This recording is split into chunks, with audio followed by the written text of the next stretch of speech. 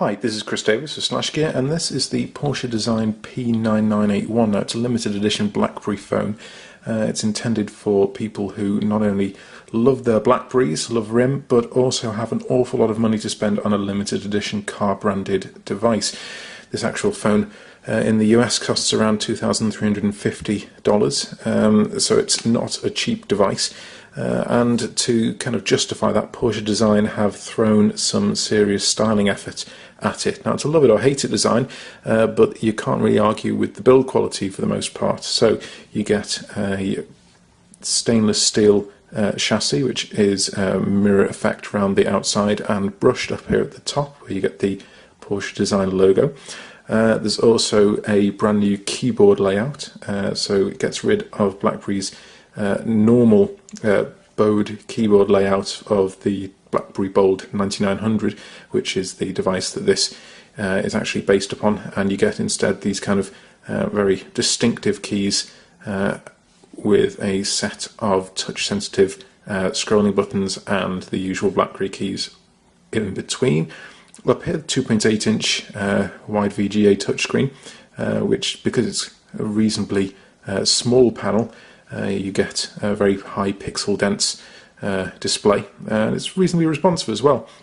Though you can also navigate it via this touchpad here. It's an LCD panel, so the viewing angles aren't, say, as good as you would get with an AMOLED panel on a Samsung device, for instance, but it's still not bad, certainly very much usable. On the back, this rear panel feels like textured plastic, but actually it's got a thin cover of leather over it.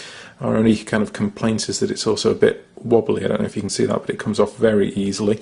And even when it is attached, it rattles about like anything.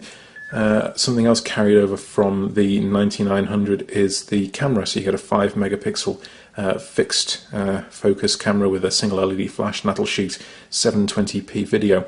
There's a shortcut button for the camera on the side, which it can be reprogrammed to launch other applications. You also get volume controls, and that's a mute button, which play and pause control in the media player, and the usual BlackBerry lock button here on the top.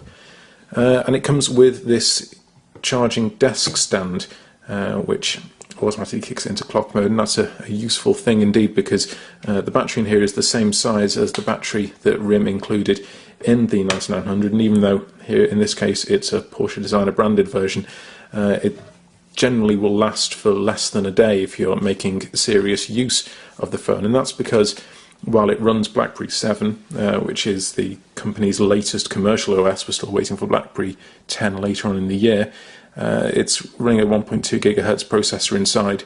It's got 768 megabytes of RAM, and when you're actually pushing the smartphone reasonably quickly, say using the camera or the browser or making calls, it does tend to take out the charge really, really quickly. If you're just leaving it, picking up email, for instance, you can eke out a full day, certainly getting into 2 full days. But if you're actually making use of the phone, like perhaps you could argue it was designed for, you're not going to see that kind of runtime. So what else do you get for your money? Well, you get Wi-Fi ABGN with 2.4 gigahertz and 5 gigahertz support in certain bands. You get NFC for any kind of applications that use it. You get access, of course, to the BlackBerry app market, which, despite the 1.2 gigahertz processor, it's surprisingly sluggish on this phone. You get the usual email support and enterprise support, which is obviously very strong on a BlackBerry device, but you do get this sort of less than appealing icon reskin, which Porsche Design are responsible for, and that does have the unfortunate effect of making a lot of the icons quite similar when you look at them, so glanceability is low, and it can be pretty tricky sometimes to figure out which app you're loading, certainly if you're trying to use the phone one-handed while walking.